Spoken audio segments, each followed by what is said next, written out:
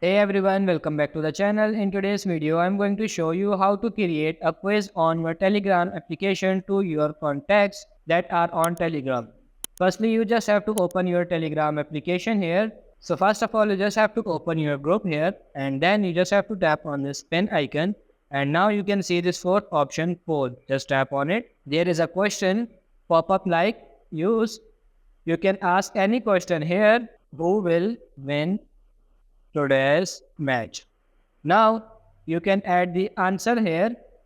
It will be converted into a poll where people can vote and they will get the answer. So I'm going for here Pakistan and then on the second option West Indies. Now just simply tap on this create and now you can see it will show like this. They can easily select the answer from this poll. So that's pretty much it for this video. I hope this video was helpful. If it is, like it and subscribe to the channel. Thank you.